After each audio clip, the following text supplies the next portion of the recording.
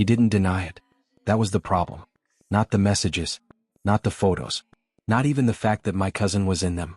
3 days ago, I stood in my apartment holding my phone while my entire future collapsed inside a glowing screen. I can explain, Ryan said. I stared at him. The engagement ring on my finger suddenly felt heavier than metal. Then explain. His mouth opened. Nothing came out. That silence told me everything. 3 days later, I was standing in front of a floor-to-ceiling mirror, trying to decide whether I was brave or completely insane. The invitation sat on my dresser. Gold lettering. Expensive paper. Mocking me. The Blackwood Children's Charity Gala. The biggest social event of the year. The invitation had originally been addressed to both of us. Ryan and me. Future husband and wife. Now it felt like evidence from a crime scene. My phone buzzed. A message from my best friend. Maya, please tell me you're not actually going. I looked at the screen. Then at my reflection. Then back at the phone. Me, I'm already dressed. 3 dots appeared. Disappeared. Appeared again. Maya, everyone knows what happened. I swallowed. That was exactly why I was going. If I stayed home, they would say I was hiding. If I cried, they would say Ryan destroyed me. If I disappeared, they would write the ending for me. No. Tonight, I would write my own ending. Even if I had no idea what it looked like. I grabbed my purse, my keys, and the invitation. Then I left. The hotel looked like something from a movie. Luxury cars lined the entrance. Camera flashes exploded across the red carpet. People laughed, smiled, posed, pretended. I stepped out of my rideshare and immediately felt underdressed. Not because of my gown. The dress was beautiful. Dark blue silk. Simple. Elegant. The problem was confidence. Every woman here looked like she belonged. I felt like an uninvited guest. The doorman checked my invitation. His smile shifted for half a second. Just enough. Recognition. Pity. Maybe gossip. Great. The news had traveled fast. I walked inside. Crystal chandeliers hung above hundreds of guests. Soft music floated through the ballroom. Servers carried champagne trays through the crowd. Everything looked perfect, which somehow made me feel worse. My chest tightened. Not enough to cry. Just enough to remind me I wasn't okay. I reached for a glass of champagne. The server handed me one. Thank you. I took a sip. Immediately regretted it. Too dry. Too expensive. Too everything. A laugh caught my attention. I knew that laugh. My stomach dropped. Ryan. I turned. There he was, standing near one of the large windows. And beside him, Olivia, my cousin, my former maid of honor, the woman who had borrowed my clothes, shared my secrets, sat beside me during family dinners. She was wearing white. Of course she was. Ryan said something. She laughed again. Then she touched his arm. Like she belonged there. Like I had never existed. I looked away first. Not because I wanted to. Because I had to. The room suddenly felt too warm. My phone vibrated again. Maya. Maya, are you there? I typed back immediately. Me, unfortunately. Maya, leave. I almost did. For one dangerous second, I almost listened. Then I noticed something. Ryan had seen me. Across the ballroom. His smile disappeared. It let him be uncomfortable. For once, I put my phone away, straightened my shoulders, and walked deeper into the crowd. The next 30 minutes felt like a social experiment. People smiled, then stared, then whispered. A few approached me, mostly out of curiosity, not kindness. How are you holding up? Translation. Did he really leave you for your cousin? You look amazing. Translation. You don't look as devastated as I expected. I'm sure everything happens for a reason. Translation. I need gossip. Fast. I answered politely. Smiled when necessary. Survived. Barely. Eventually, I escaped toward a quieter section near the ballroom terrace. Finally. Silence. Or something close to it. I exhaled. The city lights glittered beyond the glass doors. Beautiful. Distant. Unreachable. Kind of like my life 3 days ago. You're the only honest person in this room. The voice came from behind me. Come. Unexpected. I turned. And forgot how to breathe. Because standing there was Adrian Blackwell. The Adrian Blackwell. Billionaire. Business legend. Media obsession. The man whose face appeared on magazine covers more often than movie stars. I had never met him before. But everyone knew who he was.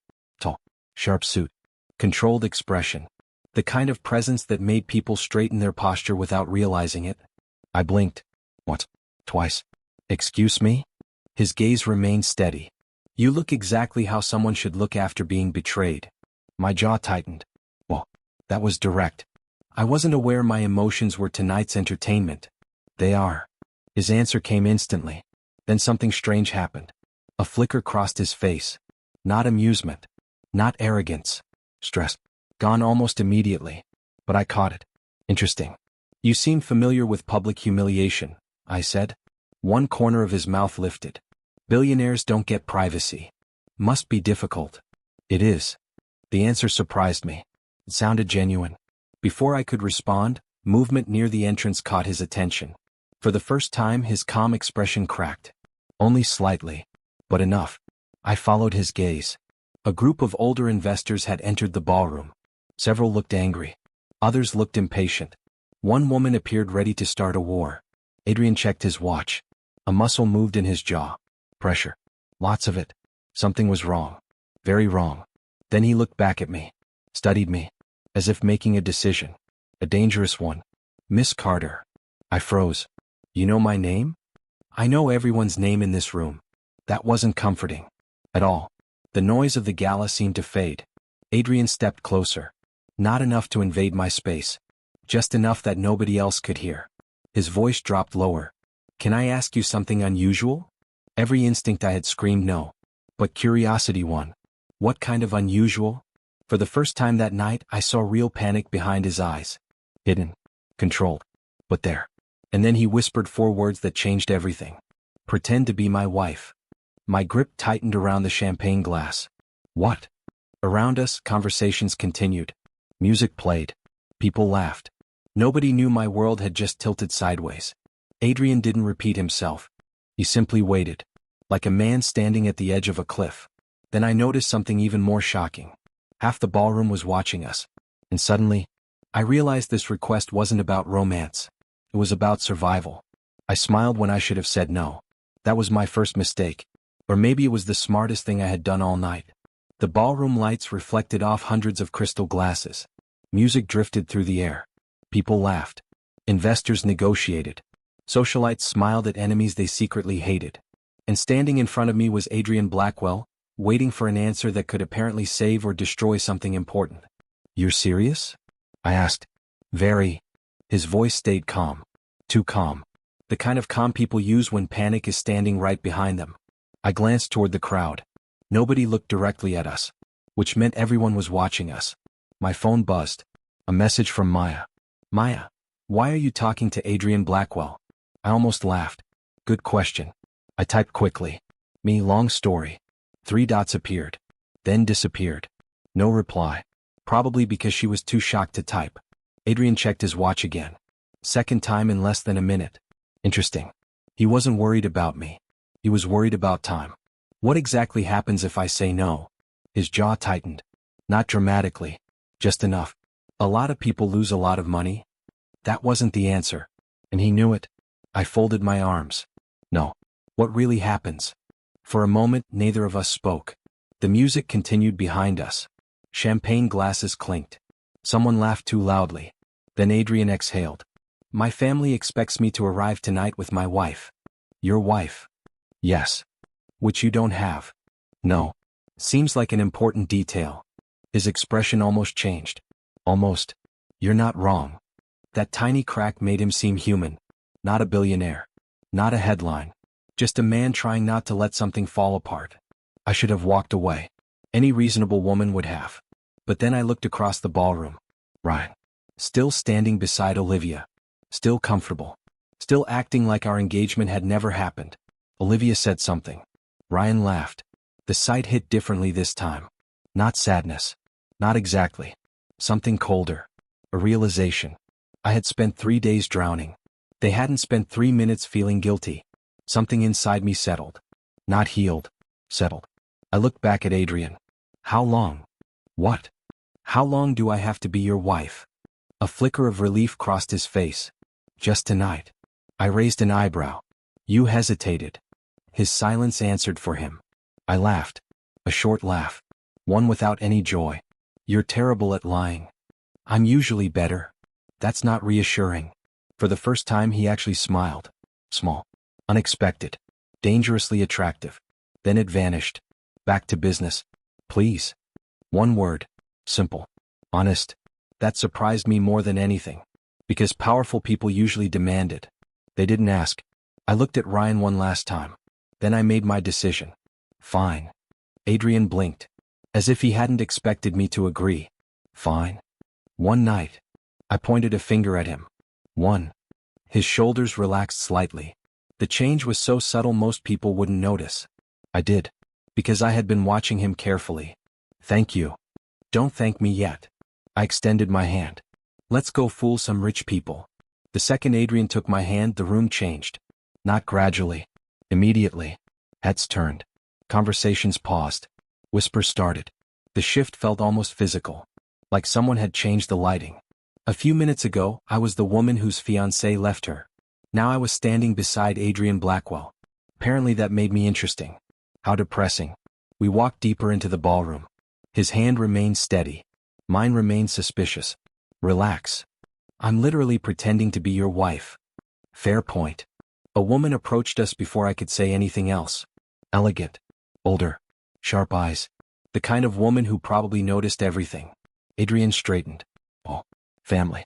Adrian. Her voice was smooth. Controlled. Then she looked at me. A long pause followed. Too long. I suddenly became aware of every detail about myself. My dress. My hair. My breathing. Everything. Finally she spoke. And this is. There it was. The test. Adrian answered instantly. My wife. The woman didn't react. Which somehow felt worse. I forced a smile. Nice to meet you. Her gaze remained fixed on me. Studying. Measuring. Calculating. Then, unexpectedly, she smiled. Finally. I blinked. What? Finally? I repeated. She nodded. I was beginning to think he would marry his company. Adrian groaned softly. Eleanor. Interesting. His mother. And apparently not impressed by him. I liked her immediately. For about 10 seconds. Then she leaned closer. Just don't disappear before midnight. My smile froze. Why midnight? Before I could ask, she walked away. Leaving questions behind. Lots of them. I turned toward Adrian. What happens at midnight? His expression darkened. Nothing. What? Obvious lie. I stared at him. He looked away. Even more obvious. Something was happening tonight. Something bigger than investors. Bigger than family expectations. And Adrian definitely wasn't telling me everything. An hour later, the performance was becoming dangerously real. We danced once. Talked to investors. Smiled for photographs. Posed beside people worth more money than entire countries. Everywhere we went, people reacted. Some looked pleased. Some looked confused. A few looked nervous. That part caught my attention. Why nervous? I was about to ask Adrian when my phone vibrated again. Unknown number. A text message. No greeting. No explanation. Just one sentence. He didn't choose your cousin. I froze. My pulse stumbled. What? I read it again. Then again. The message remained the same. He didn't choose your cousin. A chill ran down my arms. Who sent this? And what did it mean? Everything okay? Adrian's voice pulled me back. I locked my screen immediately. Too quickly. His eyes narrowed. But he didn't push. Interesting. Most people would have. Before either of us could speak, a glass shattered somewhere nearby. The sound cut through the ballroom. Everyone turned. Including me. Including Adrian. Including Ryan. And that's when it happened. Ryan finally noticed us together. Really noticed us. His eyes moved from my face. To Adrian. To our joined hands. The color drained from his face. The drink slipped from his fingers. And crashed onto the marble floor. Silence spread around us. Olivia looked confused. Ryan looked like he'd seen a ghost. And for the first time all night, he looked terrified. Not angry. Not jealous. Terrified. As if seeing me beside Adrian Blackwell had revealed something he never expected. Something he hoped would stay buried. Then Ryan whispered 3 words that changed everything. She knows already. For the first time all night, Ryan looked afraid of losing me. That should have felt satisfying. Instead, it made me suspicious. Because Ryan wasn't the type to panic without a reason. The shattered glass had already been cleaned. The music had started again. People were pretending nothing happened. But the atmosphere had changed. Everyone had seen Ryan's reaction. And everyone had seen who I was standing beside. Adrian leaned toward me. Don't look at him. Naturally, I looked immediately. Ryan was still staring. Not at Adrian. At me. Like he was trying to solve a puzzle. Olivia touched his arm. He barely noticed. Interesting. Very interesting. My phone buzzed. Another unknown message. I glanced down. Leave before midnight. That was it. No name. No explanation. Just 5 words. A chill moved across my shoulders. 2 strange messages in one night. Neither made sense. And somehow that worried me more. Bad news? Adrian asked. I locked my phone. Depends. On what? Whether anonymous threats count as bad news. His expression hardened instantly. Not surprise. Recognition. As if he had expected something like this. That caught my attention. You've seen messages like this before. His silence lasted a second too long. Then, no. What? Not a perfect one. Not terrible either. Just enough to make me notice. Again. He was hiding something. Again. And I was somehow still standing beside him. Maybe I had officially lost my mind. Dinner was announced moments later. A massive ballroom door opened. Guests began moving toward an elegant dining hall. Hundreds of candles glowed across long tables. Crystal chandeliers reflected golden light. Everything looked expensive. Even the air. A hostess approached us. Mr. Blackwell, your table is ready. The way she said it made me nervous. Adrian offered his arm. I hesitated. He noticed. I know. What? This is weird. I laughed. That surprised both of us. You think? One side of his mouth lifted. For a second he looked younger. Less guarded. Then the moment disappeared. We walked into the dining room. And every conversation seemed to pause. Not completely. Just enough. Enough to notice. Enough to feel. People weren't looking at Adrian. They were looking at me. The mystery wife. The unexpected guest. The woman who apparently shouldn't exist. I sat beside Adrian. Across from us sat his mother, Eleanor.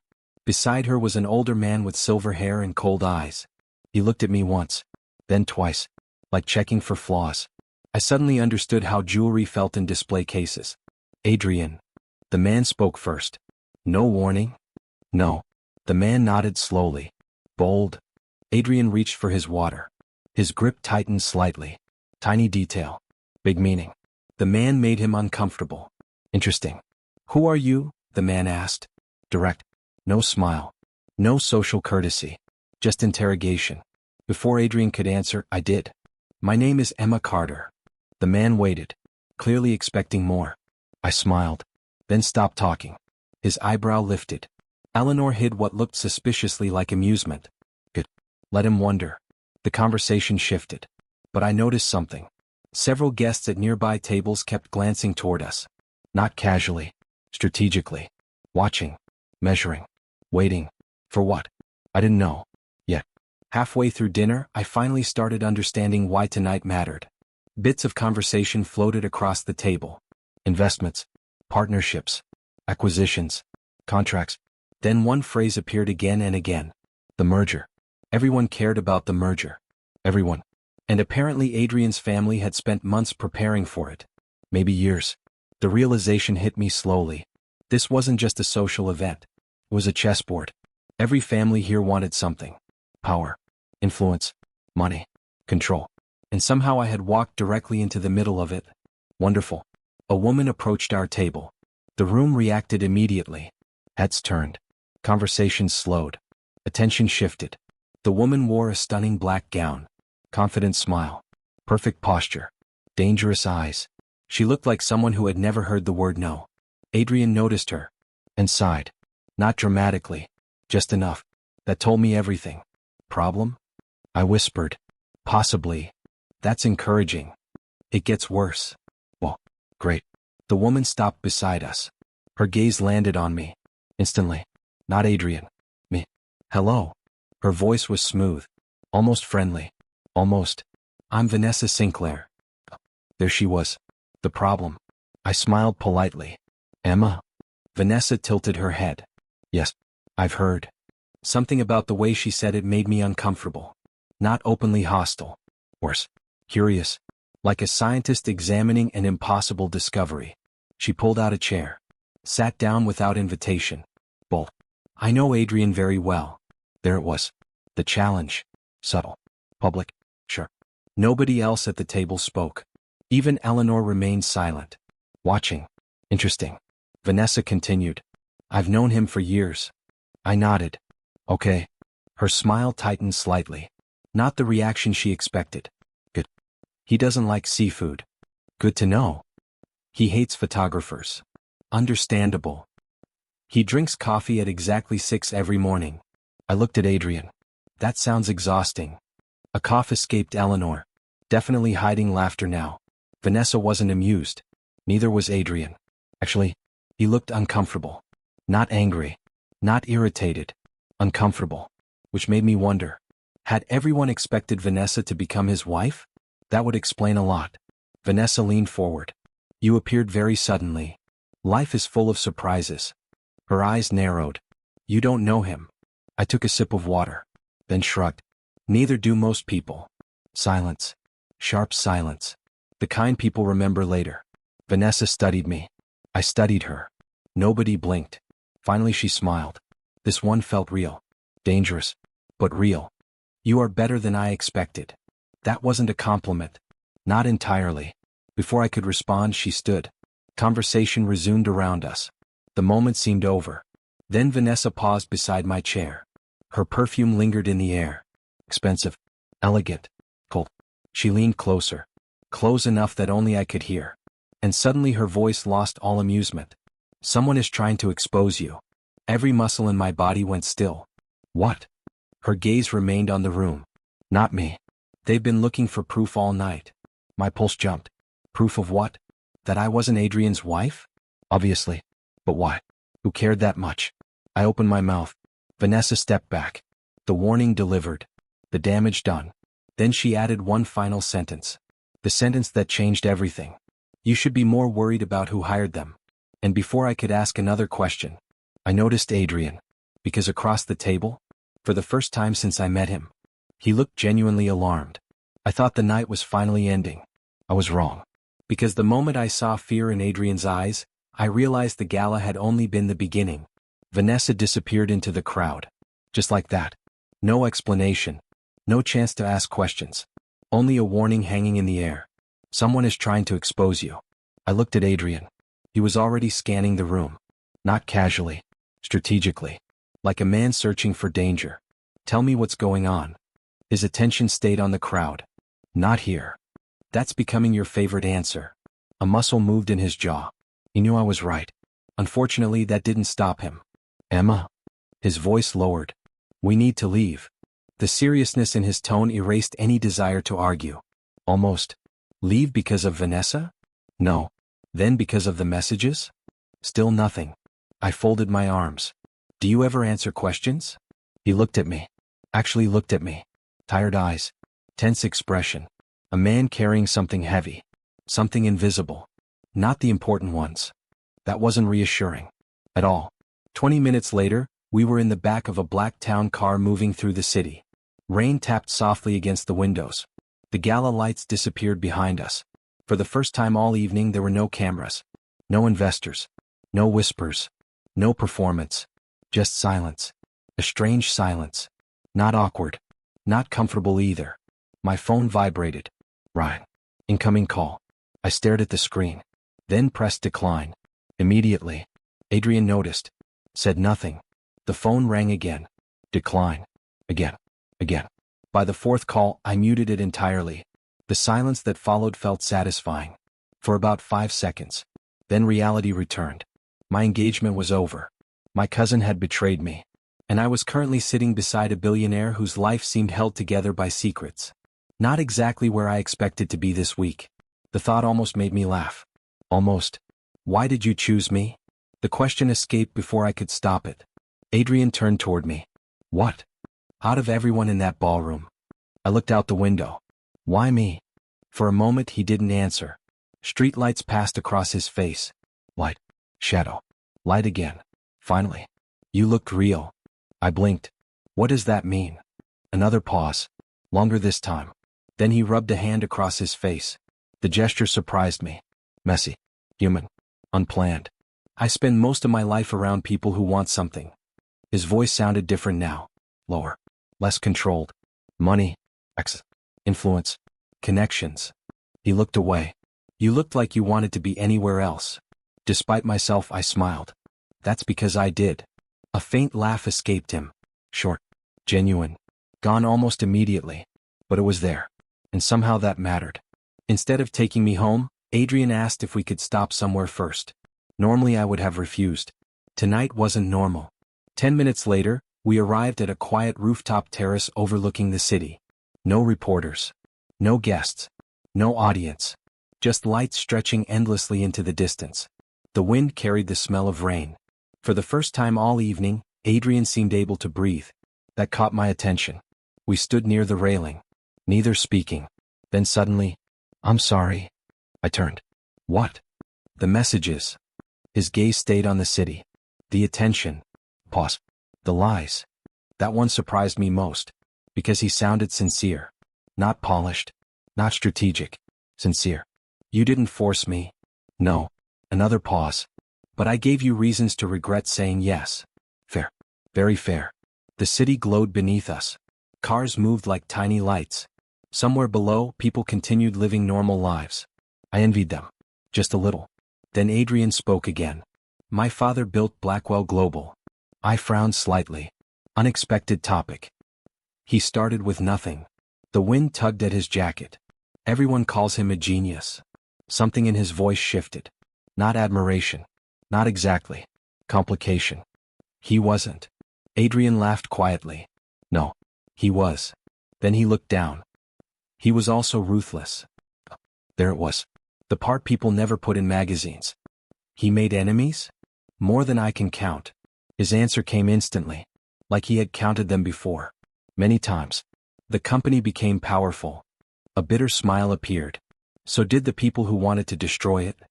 The pieces started connecting. The merger. The pressure. The investigation.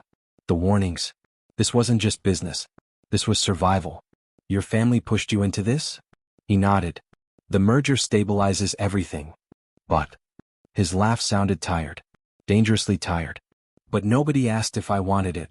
The honesty caught me off guard. Because it wasn't dramatic. It wasn't a grand confession. It was simpler. And somehow heavier. A man trapped inside a future he never chose. I understood that feeling. More than I wanted to admit.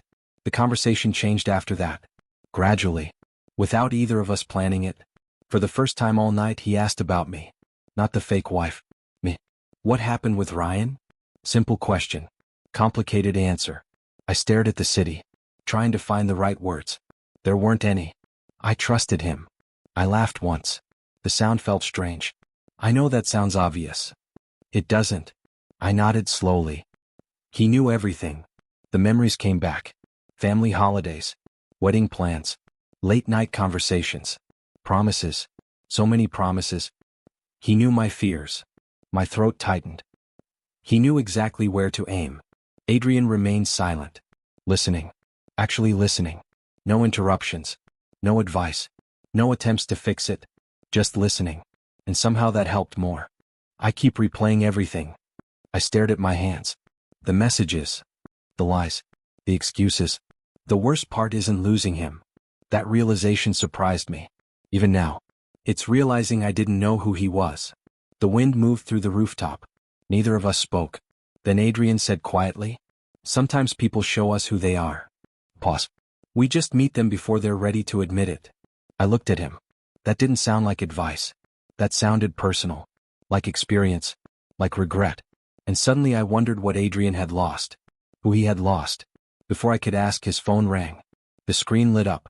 He looked at it. And immediately declined the call. Interesting. Very interesting.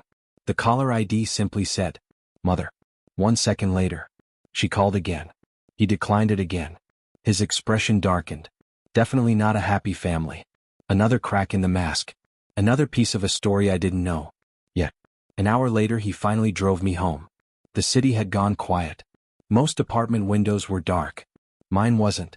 I stood outside my building. Unsure why leaving felt strange. Maybe because tonight had been impossible. Maybe because Adrian Blackwell wasn't the man I expected. Maybe because neither of us had all the answers. "Thank you," I said. He nodded. "Get some sleep." I laughed softly. Ambitious suggestion. The corner of his mouth moved. almost a smile. Then he drove away, and I went upstairs. The moment I entered my apartment, the silence felt different. Heavy. Waiting. My heels hit the floor. My purse landed on the table. I checked my phone. 8 missed calls. Ryan. 3 messages. Ignored. Then another notification appeared. Unknown number. Again. My stomach tightened. Slowly. I opened it. A file. Several images. No text. Nothing else. Just photos. I clicked the first one. And froze. Ryan. Olivia. 2 days ago. At a restaurant. Laughing. The next image. A hotel lobby. The next. A jewelry store. Then another. And another. Each photo sharper than the last. Crueler than the last. My hands stopped moving. The room felt smaller. The air felt thinner. Then I opened the final image. Ryan was smiling. Olivia was laughing. And on the table between them sat my engagement ring. The ring he claimed he lost. The ring he said he couldn't find. They were both pointing at it. Laughing. Like it was a joke. Like I was the joke. I stared at the screen. For a long time. No tears came. That surprised me. Nothing came. Not sadness. Not shock. Not even anger. Just stillness. A dangerous kind of stillness. Because for the first time since discovering the betrayal, something inside me stopped waiting for an apology. And that changed everything. The ring photo kept looping in my mind. Not the picture. The soundless laughter behind it. That was the part one couldn't shake. My phone stayed face down on the table. Like it might explode if I looked again. I didn't cry. That confused me. Because I should have. Hours earlier, I sat on my bedroom floor replaying everything. Every, I love you. Every excuse I made for him. Every time I ignored that small voice saying something was off. My chest felt tight, like my body was trying to remember pain my mind had already accepted. Then it stopped. Not suddenly. Just, quietly. Like something inside me got tired of waiting. I stood up. Walked to the mirror. And looked at myself properly for the first time in days. Red eyes. Messy hair. A version of me that kept begging people who never planned to stay. My phone buzzed. Ryan. Again. I didn't answer. I just watched the screen light up and go dark. Over and over. Then silence. Real silence. That's when it hit me. Not sadness. Clarity. Because nothing I felt was changing anything for them. Not Olivia. Not Ryan. They were still laughing in photos I didn't deserve to see. Still living like I was a mistake they could rewind. I sat back down. Slowly. And opened my laptop. A notification blinked. Project submission pending. I stared at it. Then another tab. Then another. More. Deadlines. Skills I had abandoned while I was busy loving someone who treated me like an option. My hands hovered over the keyboard. Then moved. Slow at first. Then steady. I wrote. I researched. I rebuilt. Every click felt like pulling myself out of something heavy. My phone vibrated again. Unknown number. I didn't look this time. I let it ring. And stop. For the first time, I didn't feel like I owed anyone my attention. Hours passed without permission. When I finally leaned back, my neck ached. My eyes burned. But my mind felt quieter. Not healed. Just less loud. I opened my messages again. Ryan had sent 5 texts. The last one said, "We need to talk." I typed nothing. Then deleted everything I almost wrote. Because I realized something dangerous. Closure was just another way to stay connected to someone who already left you. And I was done staying connected. I locked my phone, turned it over, and walked away from it. The next morning felt different. Not fixed, but structured. I made coffee, answered emails, cleaned my desk. Small things. Controlled things. Things that didn't lie. My reflection in the kitchen window looked steadier. Not stronger. Just, no longer waiting. At 10:17 a.m. my phone rang. Private number. I almost ignored it. Then something told me to answer. Hello. Silence. Then. You didn't respond to my message last night. Adrian. My grip tightened slightly. That's because I was busy, not spiraling. Pause. Then a low sound, almost a laugh. Fair. I leaned against the counter. What do you want? Another pause. Longer this time. I need to extend the arrangement. My stomach shifted. Extend? Yes. I frowned. You said one night. I know. That sounded controlled. Too controlled. What changed? Silence again. Then. The situation hasn't stabilized. I closed my eyes for a second. Of course it hadn't. Nothing in my life ever just ended cleanly anymore. And you think I'm part of your stability now? A beat. Yes. That answer landed differently. Not romantic. Not flattering. Strategic. I'm not a tool, Adrian. I didn't say that. But he didn't deny it either. That silence did more damage than words. I exhaled slowly. What exactly are you asking me to do? This time it's temporary legal documentation. Public continuation of the marriage arrangement. My laugh came out before I could stop it. So now it's paperwork and performance? Yes. I walked to the window. Watched people moving outside like normal lives still existed. And if I say no? A long pause. Then I find another solution. Something about his tone shifted there. Not threatening. Not emotional. Just final. That bothered me more. Because it meant I wasn't necessary. Just convenient. Adrian? Yes. I hesitated. Why me again? This time his silence stretched longer. I could hear something faint in the background. Papers. Movement. A door closing. Then. Because you don't react like everyone else. That's not an answer. It is. Just not the one you want. I swallowed. That felt too honest. Too precise. Give me time. You have until tonight. Click. The line went dead. I stood there holding the phone. Staring at nothing. Time pressure. Of course. Everything in his world came with deadlines. I didn't think about it for hours. I worked instead. Logged into courses I had abandoned. Fixed my portfolio. Rebuilt pieces of myself I didn't realize I had neglected. Each task felt like placing bricks back into something broken. Around 3 p.m. my laptop pinged. A file transfer request. No name. Just Adrian's signature. I opened it. Inside was a contract. Clean. Professional. Cold. Temporary marriage continuation agreement. My name already typed in. Like he assumed I would say yes. I scrolled. Clause after clause. Public appearances. Limited private obligations. No emotional commitments. That line stood out. No emotional commitments. Of course. I stared at it longer than I should have. Then my phone buzzed again. Maya. Maya, I saw Vanessa Sinclair at an event. She asked about you. My fingers paused. Me what? 3 dots. Then. Maya, she didn't say. She just smiled weirdly. I closed the message. Something about that name stayed in my mind. Vanessa wasn't random. She never had been. I looked back at the contract. And for the first time, I noticed something at the bottom. A clause I hadn't seen before. Confidential review authority reserved for third parties. My chest tightened slightly. I zoomed in. Reread it.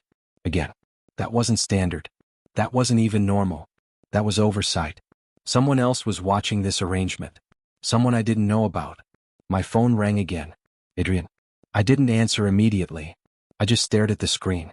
Then picked up. Yes. His voice was different this time. Lower. Strained. You saw it. Not a question. A statement. Yes. Silence. Then. Don't overthink it. That was the first time he sounded tired. Not controlled. Not polished. Tired. Too late, I said softly. Pause. Then. I'll explain later. Later when? Silence again. Longer this time. Then. When I can afford to. That sentence stayed after the call ended. Because it didn't sound like arrogance. It sounded like survival. I set the phone down slowly. And looked at the contract again. Something about it no longer felt like an arrangement. It felt like a door I shouldn't open. But might have already stepped through. And I realized, I wasn't being asked to act anymore. I was being pulled into something I still couldn't see. But would have to face anyway. I didn't notice when survival became routine. Only that one day I stopped waiting for my life to hurt. And that scared me more than the betrayal ever did. The first time I saw my name on a private guest list again, I almost didn't recognize it. Emma Carter. Not Ryan's fiancée. Not the girl from that scandal. Just me. Months had passed. Not loudly. Quietly. Like time didn't need permission to heal what people refused to apologize for. The fake marriage with Adrian Blackwell had already leaked into elite circles. Of course it did. People like them don't keep secrets. They recycle them. I saw it in the way they looked at me now. At events. At meetings. At rooms I used to feel invisible in. Whispers followed my name. But not the same whispers anymore. Now they asked questions instead of answering them.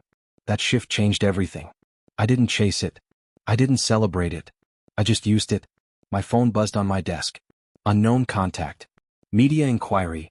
Confirm your attendance at Blackwell Foundation panel? I stared at it for a second, then replied. Me, confirmed. Simple. Clean. No hesitation. Across the room, my laptop blinked with another notification. A new collaboration proposal. 2 months ago, I wouldn't have been invited. Now they were asking for my opinion. Not because of Adrian. Because I stopped sounding like someone who needed permission. I closed the laptop slowly. My reflection in the glass cabinet looked different. Not transformed. Just aligned. Like I finally stopped fighting myself. My phone rang. Adrian. Of course. I answered. You're early, I said. I'm always early. Pause. Then his voice lowered slightly. You ready for tonight? Define ready. A faint exhale. That almost sounded like amusement. Public appearances. Investors. The usual performance. I leaned back in my chair. We're getting good at pretending. Silence. Then. I'm not pretending as much anymore. That landed strangely. I frowned slightly. That sounded like a problem. It is. But he didn't explain. He rarely did. And somehow, I had learned not to push every silence open. Not anymore. At the event, everything looked the same. Same chandeliers. Same expensive laughter. Same people pretending they weren't calculating each other's worth. But I wasn't the same. I felt it immediately. Not confidence. Awareness. The room reacted to me before I even spoke. A woman I didn't know approached first. Then another. Then someone I remembered ignoring me 6 months ago. Emma, your insight on the merger strategy last quarter was interesting. Translation. We didn't expect you to matter. Now you do. I smiled politely. Answered carefully. Moved on. Adrian appeared beside me mid-conversation. He didn't interrupt. Just stood there. Watching. At one point he leaned closer. You're doing that thing again. What thing? Making them nervous. I glanced at the group we just left. They were still watching me. Not my fault, I said. You enjoy it. I thought about that. Then nodded. Maybe a little. That earned me a quiet look from him. Not judgment. Something closer to recognition. Like he was learning me the same way I was learning him. Later that night, we were alone for the first time in weeks. A quiet lounge above the venue. City lights outside. No audience. No performance. Just distance. You've changed, he said. I didn't look up from my glass. So have you. I didn't ask.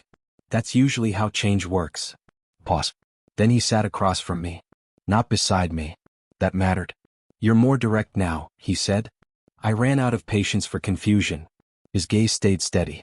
Or people who cause it? I met his eyes. Both. Silence stretched. Not uncomfortable. Just real. Then my phone buzzed. I almost ignored it. But something made me look. A message from Maya. Maya, I think something's happening with Ryan's career. He lost another deal. I stared at it. Another message followed. Maya, people are avoiding him now. My grip tightened slightly. I didn't respond. I locked the phone. Adrian noticed.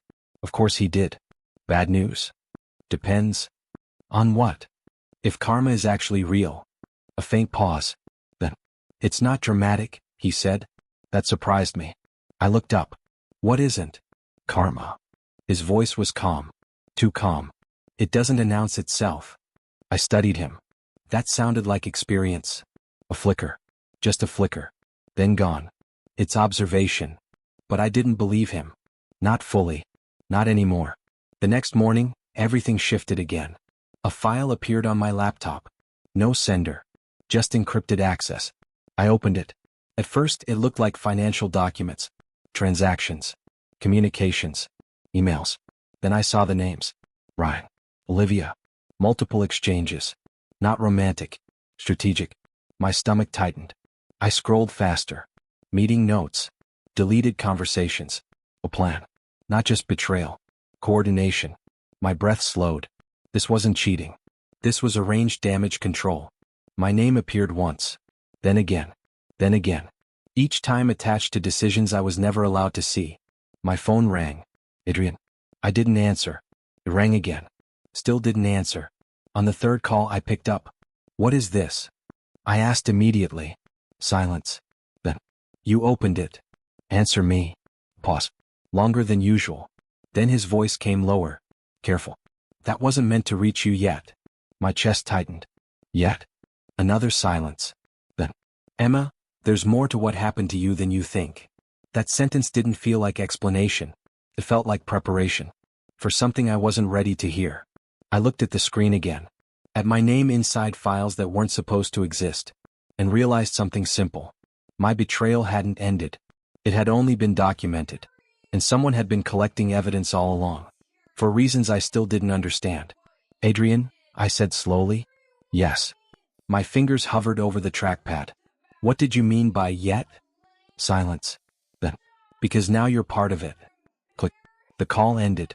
And for the first time since everything started, I wasn't sure if I had been rising, or being pulled deeper into something I could no longer leave. I thought I knew what betrayal felt like. I was wrong. Because what I found wasn't heartbreak. It was design. Carefully built. Deliberate. And aimed at me long before I ever saw it coming. It started with one file. Then another. Then everything I thought I understood about Ryan collapsed in layers. My laptop screen didn't move. But my world did. Emails. Internal reports. Financial tracking sheets. My name appearing again and again in professional documents I was never meant to see. Not as a partner. Not as a fiancé. As a risk. I leaned closer. My chest tightened not from sadness. From recognition. Because suddenly all the accidents made sense. The job offer that disappeared. The promotion that got reconsidered. The opportunity that was suddenly not a fit anymore.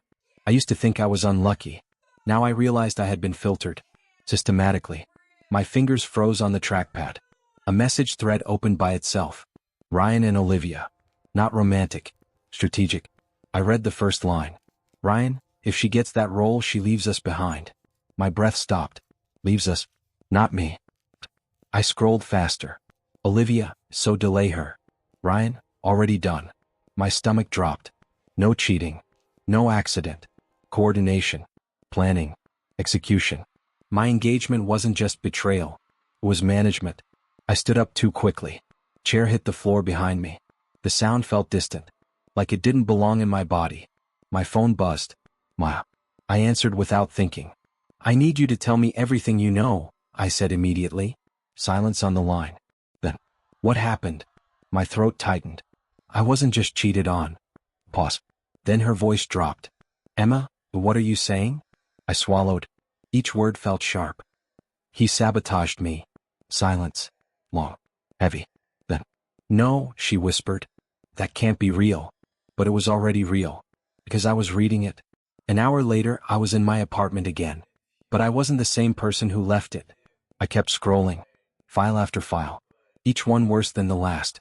My career profile flagged internally under long-term risk exposure. My applications quietly rejected before reaching human review. My network influence reduced without explanation. It wasn't emotional. It wasn't even personal anymore. It was strategy. And I was the target. My hands started shaking slightly. Not fear. Anger. Clean anger. Focused anger. The kind that doesn't explode. It builds. My phone rang. Unknown number. I answered. Who is this? I asked. Pause. Then. You're looking in the wrong direction. Adrian. My grip tightened. What did you mean by part of it? Silence. Then his voice came slower than usual. Because you're inside the system now. I didn't ask to be inside anything. You were already there. That made me stop. I sat down. Slowly. What does that mean? Another pause. Longer this time. Then. Ryan didn't act alone. My chest tightened. Explain. A breath on the other side. Controlled. Measured. Your ex was influenced. Directed. Supported. My fingers curled around the phone. By who? Silence. Then. People who saw you as a threat before you ever knew them. I stood again.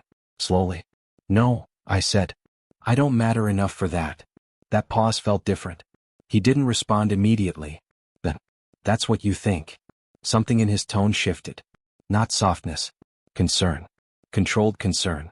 Emma, your career trajectory wasn't random. It was visible. What does that even mean? It means people were watching you rise. The room felt smaller. Not physically. Emotionally. Why would anyone care about me rising? Another silence. Then.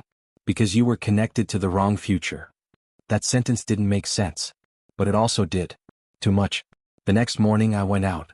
I needed air. Not peace. Air. The city looked normal. Too normal. People walking. Cars moving. Coffee shops open. No one knew my life had been quietly rewritten behind me. At a small cafe, I sat near the window, trying to breathe normally. My phone buzzed again. This time, Maya. Maya. Ryan's name is getting dropped from deals. People are avoiding him. Something is happening. I stared at it. Then another message came. Maya, it's like he's being erased. I lowered my phone slowly. Erased. The word echoed. Not punishment. Correction. My thoughts drifted. Ryan feared my success. So he stopped it. Not because he stopped loving me. Because he couldn't survive being behind me. That realization didn't hurt anymore. It clarified. And clarity is worse than pain. Because pain fades. Clarity stays. My phone rang again. Adrian. I didn't hesitate this time. Tell me everything, I said. Pause. Then. I can't yet. My grip tightened. Then why are you calling me? Silence. Then his voice dropped slightly.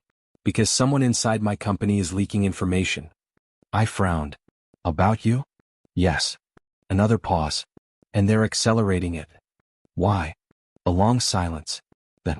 Because the merger is a trigger point. I leaned forward slightly. Trigger for what? He didn't answer immediately. When he did, his voice was lower than before. Heavier. For collapse. That word stayed in the air. Collapse. Not conflict. Not competition. Collapse. Someone wants your empire gone? I asked. Yes. And me? Silence. Then. You're connected to me now. That answer should have scared me. But it didn't. It just settled. Because suddenly everything made sense in a way I didn't want it to. My betrayal. His contract. The surveillance. The files. Me. This wasn't two separate stories anymore. It was one system. And I was inside it. That night I couldn't sleep. I opened the same files again. But this time I looked differently. Not as a victim. As someone assembling pieces. And then I saw it. A hidden attachment buried in metadata. Not Ryan. Not Olivia. A third account. Unfamiliar. Corporate level access. Linked to Blackwell Global. My fingers froze. I clicked it. The screen loaded slowly. Then opened. And my stomach dropped. Because the file wasn't about Ryan. It was about me. Detailed. Precise. Evaluated. Everything from my career choices to my personal patterns. Even my relationship timeline. At the bottom of the document, one line stood alone. Subject viability confirmed for strategic integration. My breath stopped. My phone rang immediately. Adrian. I didn't answer. It rang again. I still didn't. The third time I picked up. My voice came out quiet. Too quiet. What did you integrate me into? Silence. Long. Heavier than before. Then. Emma? That hesitation. That pause. That was the answer before he spoke it. And when he finally did, his voice wasn't controlled anymore. It was careful. Like stepping into something irreversible.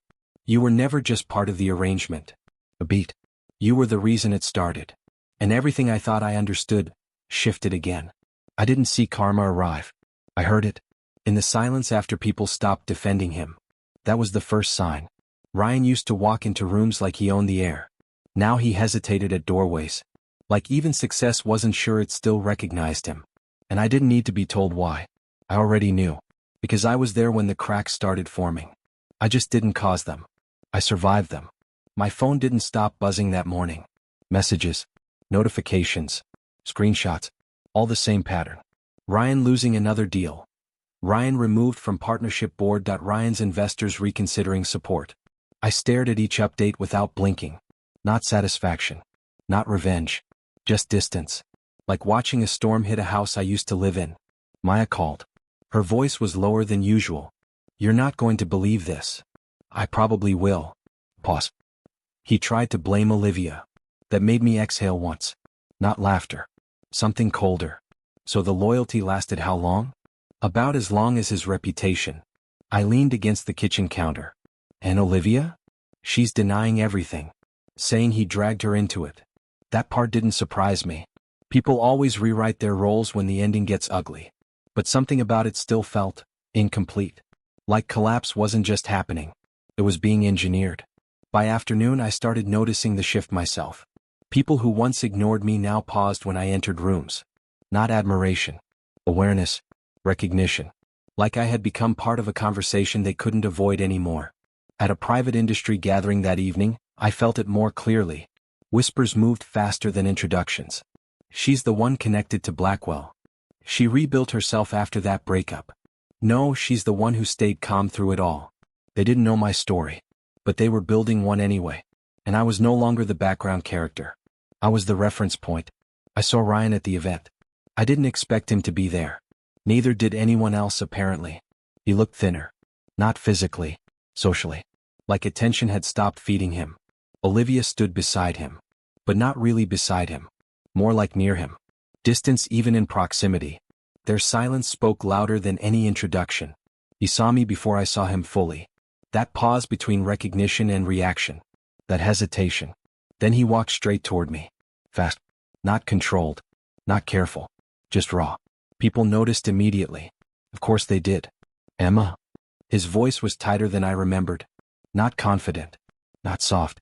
Strained. I looked at him. Not surprised. Not emotional. Just present. You've changed, he said. It wasn't a compliment. It was confusion. Like I had broken a version of reality he relied on. I tilted my head slightly. No, I said quietly. I stopped adjusting myself for people who didn't see me. His jaw tightened. That's not fair. Pause. That made me almost smile. You sabotaged my career, I said simply. The air around us shifted. People nearby went still. Ryan blinked once. Then, what? My voice didn't rise. It didn't need to. You didn't just leave, I continued. You made sure I couldn't stand where I was standing. A silence dropped between us. Heavy. Uncomfortable. Olivia looked away first.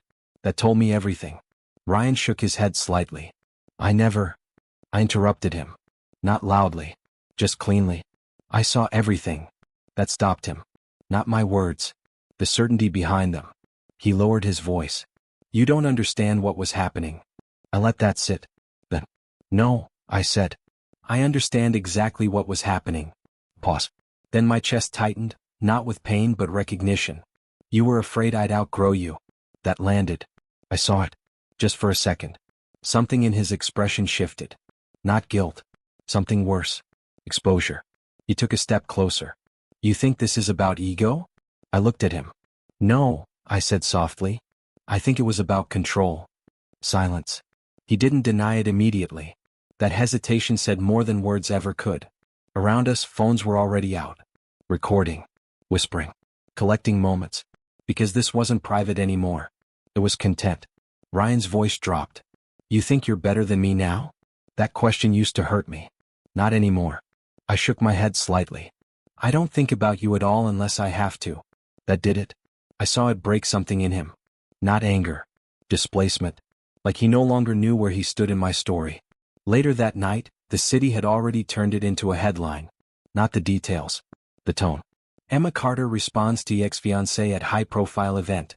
But what they didn't show was how small he looked afterward. Not defeated. Just removed from relevance. And that scared people more than anger ever did. Because anger means connection.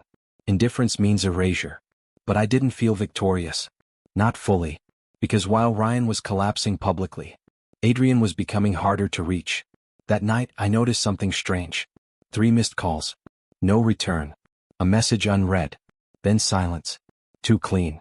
Too deliberate. Maya called again. Her voice was different this time. Careful. I heard something. What? A leak inside Blackwell. My fingers slowed slightly. What kind of leak? Pause. Then. The kind that targets systems. Not people. That didn't sound random. It sounded coordinated. I looked out my window. City lights stretched endlessly. And for the first time I realized something unsettling. Ryan's downfall wasn't the main event. It was noise. Distraction. Something was happening elsewhere. Something quieter. And far more dangerous. The next morning I finally got through to Adrian. He answered on the second ring. Too fast. Too controlled. What's going on? I asked immediately.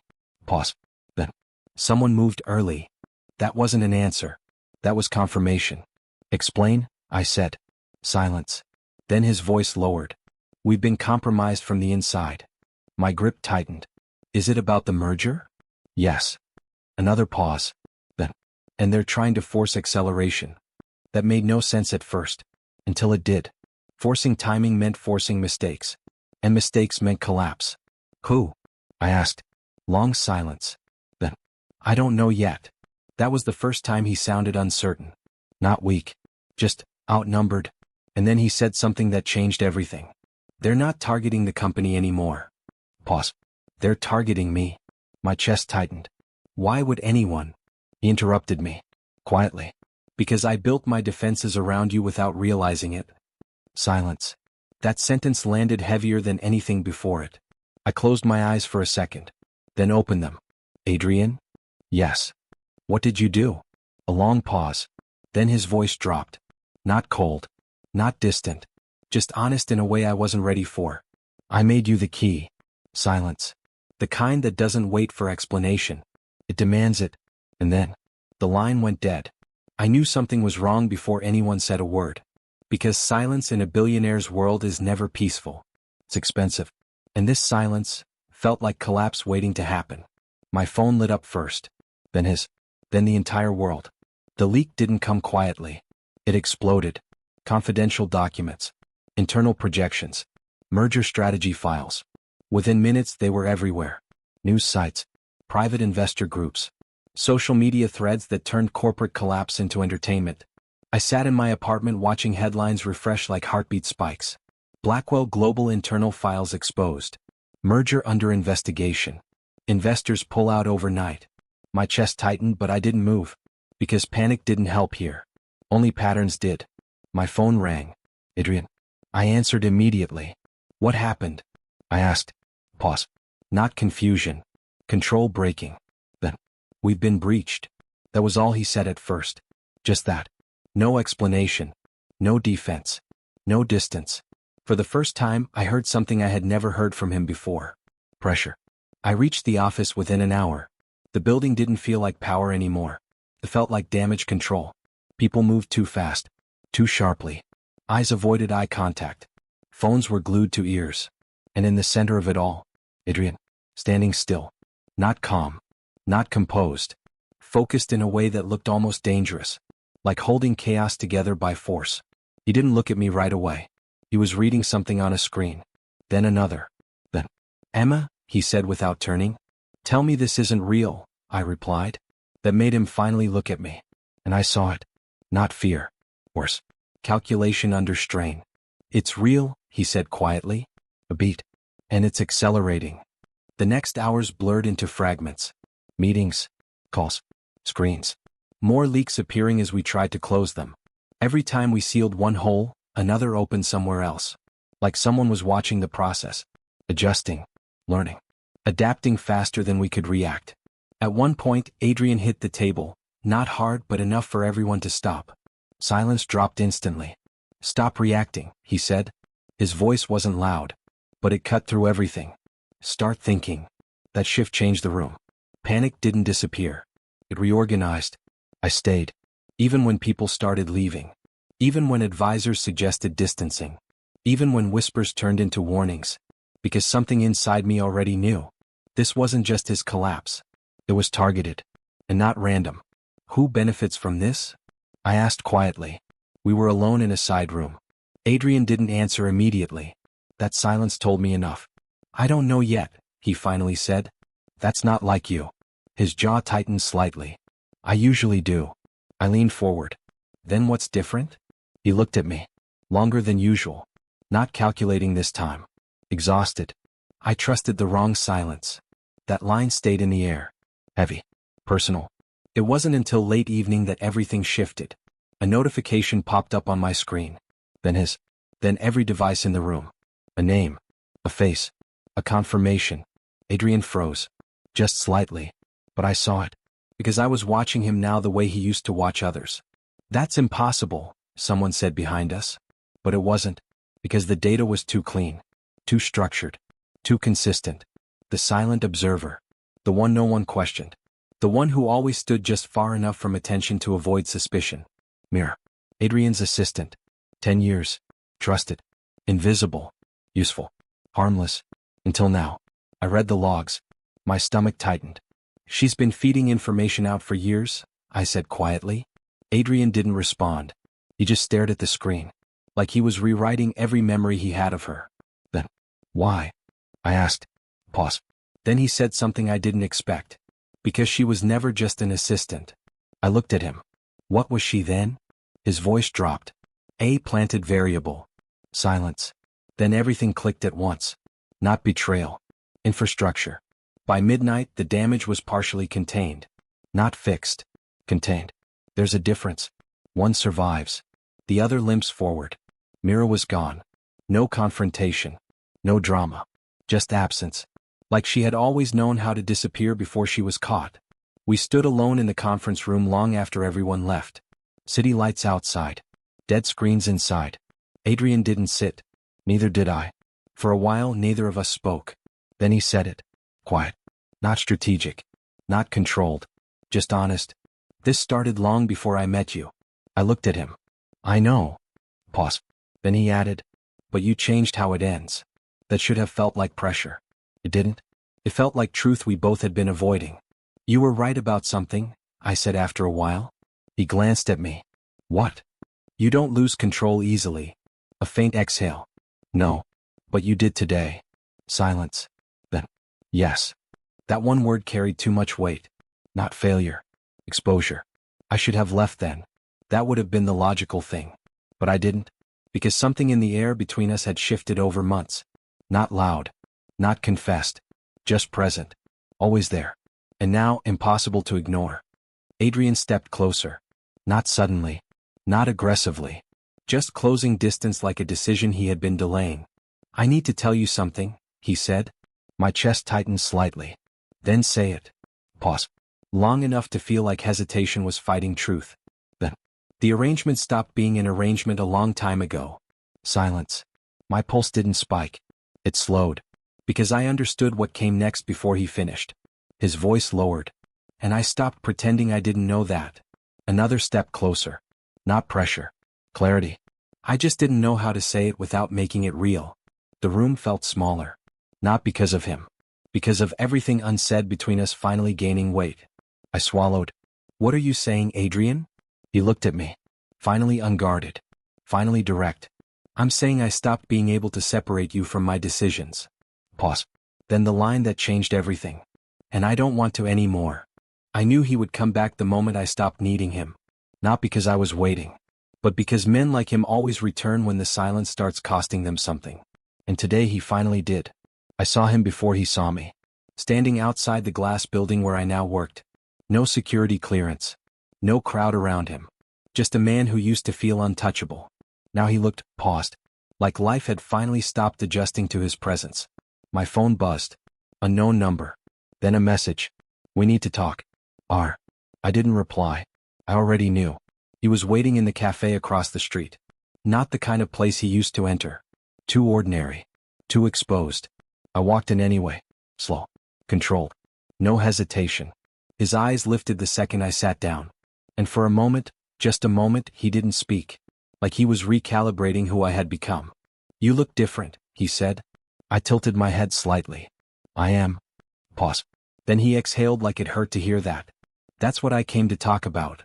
I didn't respond. I waited. Because I wasn't the same girl who filled silence for him anymore. He looked down at his hands first. That surprised me. He never used to break eye contact. I didn't come here to argue, he said. Good, I replied softly. Because you don't get to win anything anymore. That landed.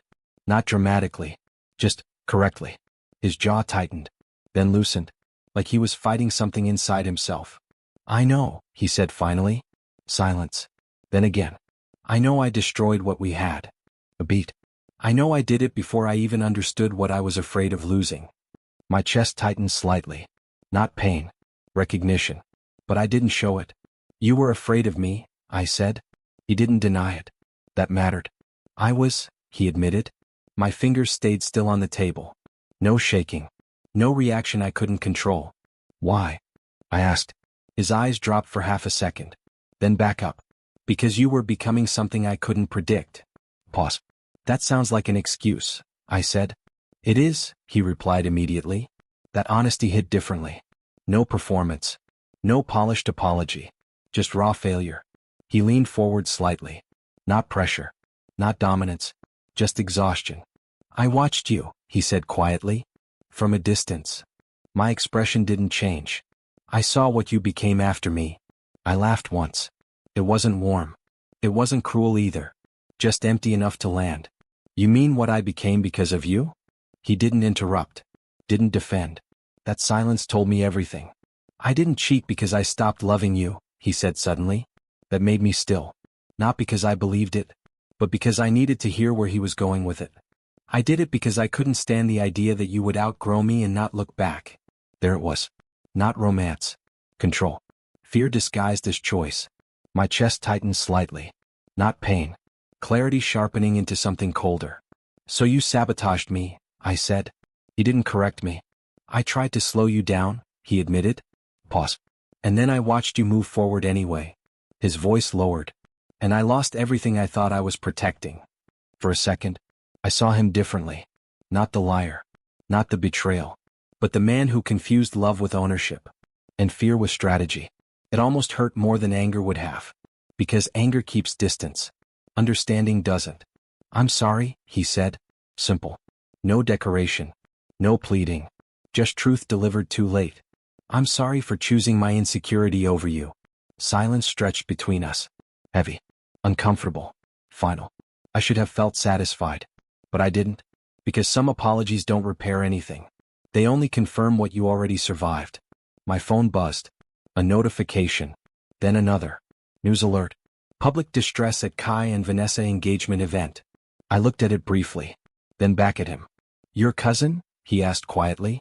She's not my problem anymore, I said. But even as I said it, I knew that wasn't fully true. Because consequences don't isolate themselves. They spread. Later that day I saw the video.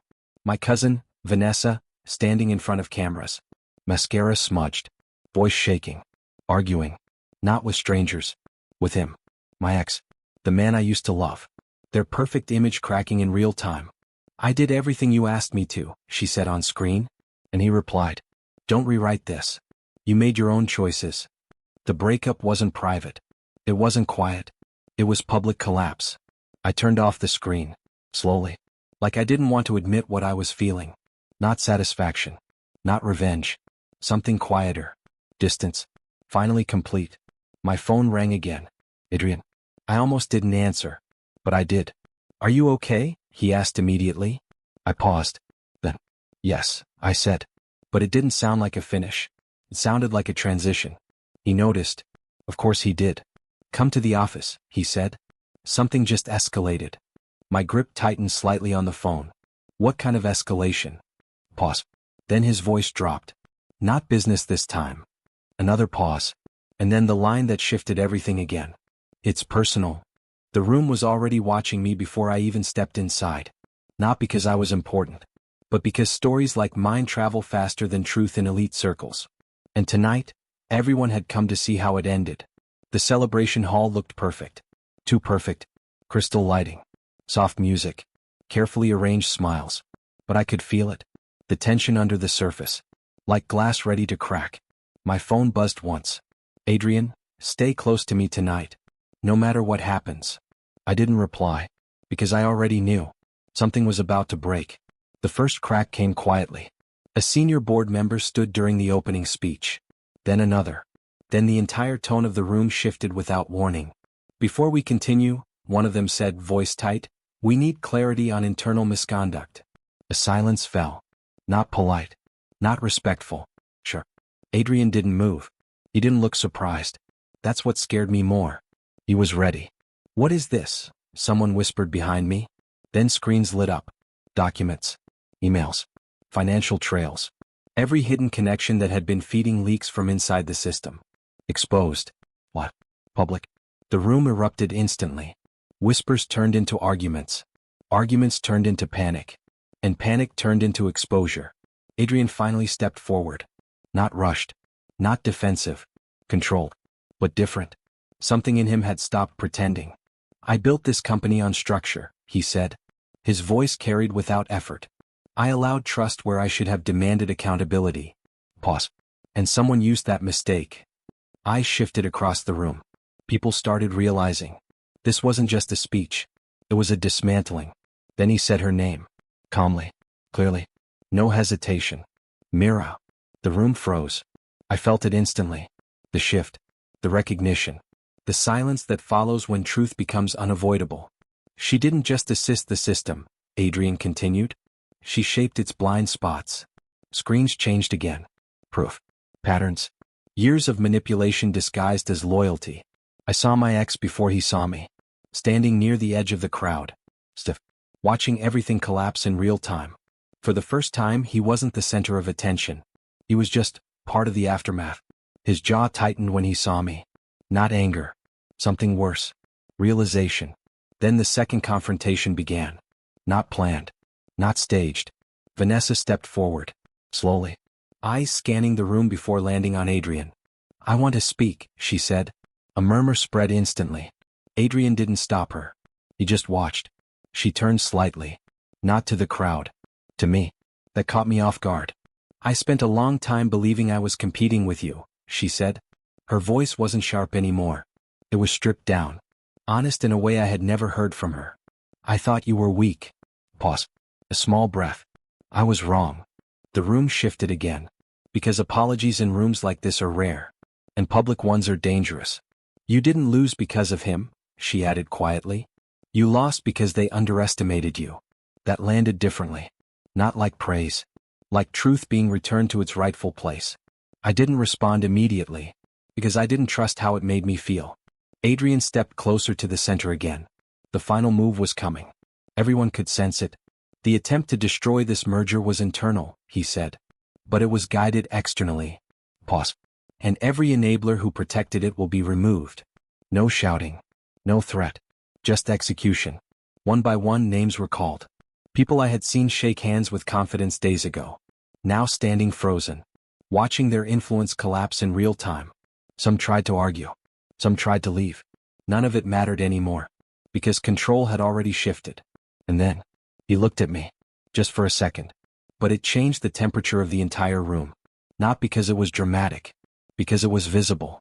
I wouldn't have seen this clearly, he said, without her. Pause. That hit harder than everything else. Because it wasn't romance. It was acknowledgement. My ex stepped forward suddenly. Wait, he said. His voice cracked slightly. Not anger anymore. Panic. You're just going to erase everything like I didn't matter? I turned to him slowly. For the first time I didn't feel pulled back. I didn't erase you, I said. My voice was steady. You did that when you chose fear over truth. Silence. No one interrupted. No one defended him. The crowd wasn't mocking me anymore. They were watching me. Carefully. Like they were trying to understand what they had missed. That shift mattered more than applause ever could. Vanessa stepped closer to me before leaving the stage area. Be careful, she whispered. I frowned slightly. Of what? She glanced toward the back doors. Of what survives when everything else is exposed. Then she walked away. That warning stayed longer than any speech. The event began collapsing into controlled chaos. Security moved. Executives exited. Phones kept recording. But I stayed still. Because something in me wasn't finished yet. Adrian found me near the side exit. For a moment, neither of us spoke. Then he said quietly, "It's done." I nodded slightly. But it didn't feel finished. Not emotionally. Not personally.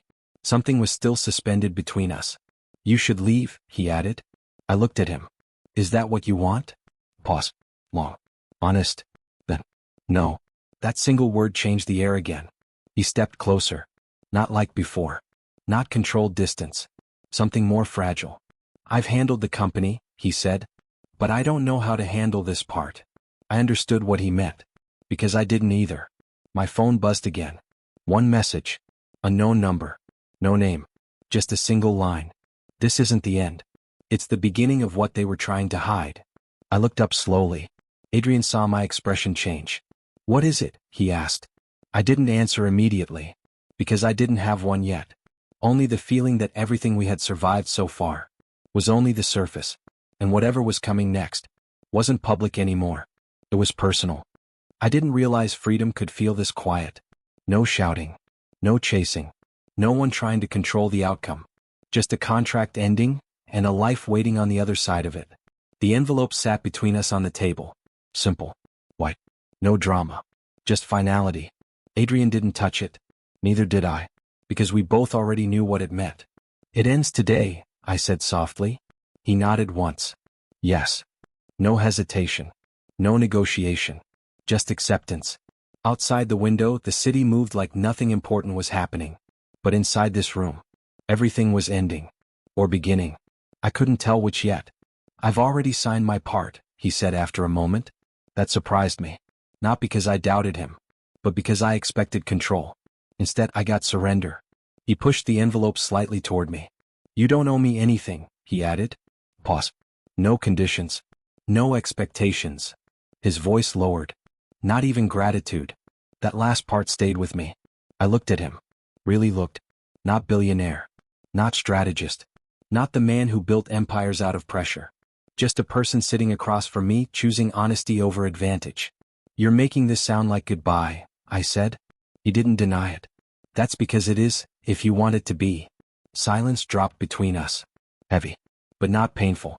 Something more complicated. I could keep this going, he said quietly. I could ask you to stay. A faint exhale. I could even find reasons that sound logical. He shook his head slightly. But none of them would be real anymore. That was the first time I understood something clearly about him. He didn't just build systems. He dismantled illusions when they stopped serving truth. Even when it cost him. My phone buzzed on the table. I ignored it. Then again. Ignored again. Because nothing outside this moment mattered more than what I was about to decide. I remember when I first met you, he said suddenly. That pulled my attention back. You were standing alone, he continued. Trying too hard not to look like it hurt. I didn't respond. Because he wasn't wrong. And now? I asked. A small pause. He studied me. Not like ownership. Not like analysis. Like recognition. Now you don't need anyone to fix that version of you. That sentence landed deeper than I expected. Because I didn't feel offended. I felt seen. A memory surfaced. The gala. The humiliation. The silence that followed betrayal. The woman who walked in pretending she was fine. She felt far away now. Not erased. Just evolved out of. You changed everything, I said quietly. He shook his head once. No. Pause. I just stopped interrupting what you were becoming. That hit differently. Because it wasn't credit. It wasn't blame. It was acknowledgement of timing. I leaned back slightly. My chest felt lighter. Not empty. Just no longer trapped. I don't want to decide out of fear, I said. He nodded immediately. I know. I don't want to decide out of loneliness either. Another nod. I know that too. That was when I realized something unsettling. He wasn't trying to influence me. He was removing influence entirely. Even his own. Then what do you want from me? I asked. Pause. Longer this time. Honest enough to feel exposed. Nothing I can't earn properly, he said. Then corrected himself immediately. No. Not earn. He looked down briefly. Deserve. That word changed the air again. For a moment, I saw the version of him everyone else feared. The strategist. The decision maker. The man who never hesitated. But now that same mind was applying itself inward. To himself. Not to control me. To understand what he was willing to be. I stood up slowly. The chair didn't scrape. The movement didn't feel dramatic. It felt final in a quiet way. I need to go, I said. He nodded. No resistance. No disappointment on display. Just acceptance again. I walked toward the door. Then stopped. Not because I was unsure. But because something inside me wanted closure that wasn't spoken yet. I turned back. He was still sitting there. Watching. Not waiting. Just present. I'm not the same woman who walked into your world, I said. I know, he replied instantly. And I'm not choosing based on who I used to be. A faint nod. I wouldn't want you to. That was the first time his voice softened in a way that didn't feel strategic. Just human. Silence stretched. This time it didn't feel like tension. It felt like space. For the first time in a long time. I had space to think without pressure attached to it. I thought about revenge. It didn't move me anymore. I thought about fear. It didn't fit anymore. I thought about loneliness. It felt irrelevant. I thought about the woman I used to be. And I realized something that settled cleanly in my chest. I didn't miss her. I respected her. But I didn't need her anymore. When I finally spoke, my voice was steady. I choose myself. He didn't react immediately. Then he nodded once. Like he had been expecting that answer all along. Good, he said quietly. No sadness. No loss. Just truth. I opened the door. Paused one last time. Without turning fully, I said, "Don't make me regret trusting you." A faint pause behind me. Then, "I'd rather lose you completely than ever make you regret yourself." That was the last thing he said. I stepped outside. The air felt different. Not because the world had changed, but because I had. And somewhere behind me, the man who once turned my life into a contract had finally learned how to let it end without trying to own the ending. But what I didn't know yet was that choosing myself wasn't the end of the story. It was the moment everything real finally began. I didn't recognize the woman standing in the mirror that morning, not because she changed overnight, but because I finally stopped looking at her through pain. My phone was silent. No panic messages. No urgent calls. No one trying to pull me back into versions of myself I had already outgrown. Just quiet. For the first time, it didn't feel empty. It felt earned. I walked into the building where everything had once started. The same type of crowd. The same kind of eyes watching. But this time, I wasn't the story they were waiting to laugh at. I was the one they were watching to understand. Whispers followed me as I entered the hall. Not sharp anymore. Not mocking. Careful. Respectful in a way I didn't ask for, but also didn't reject. Because I had stopped measuring myself through their approval. My ex was there. I saw him before he saw me. He didn't look broken anymore. He looked settled. Like someone who had finally accepted a truth he couldn't rewrite. Our eyes met. No shock. No tension. Just recognition. He gave a small nod. I returned it. And that was the end of what we once were. Vanessa stood near the side of the room. She didn't approach immediately. She waited, then walked toward me like someone who no longer needed to prove anything. "I used to think you were lucky," she said quietly.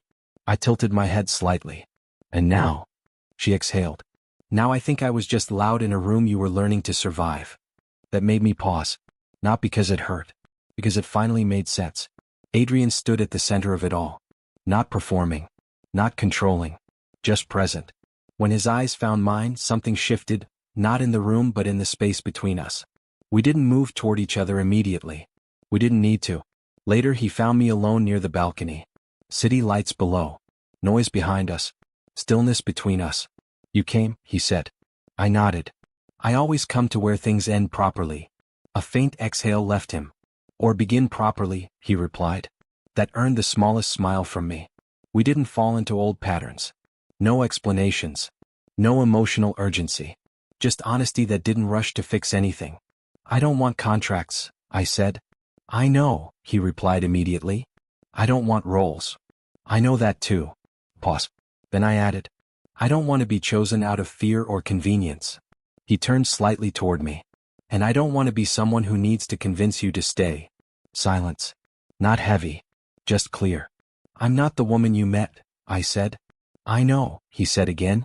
Then after a pause, "I don't want her." That made me look at him fully. Not because it surprised me, but because it didn't feel like strategy. It felt like understanding. A memory flickered. The gala. The humiliation. The fake smiles. The version of me who thought survival meant shrinking. I let it pass, because it didn't belong to me anymore. "I used to think winning meant being chosen," I said softly. He didn't interrupt. "Now I know it doesn't." A breath. "It means not needing to be." Behind us the event continued. Life continued. But for once I wasn't reacting to it. I was standing outside its pressure. Inside my own direction. My ex approached briefly later. No grand apology. No attempt to rewrite history. Just honesty in fragments. "I see it now," he said. I looked at him calmly.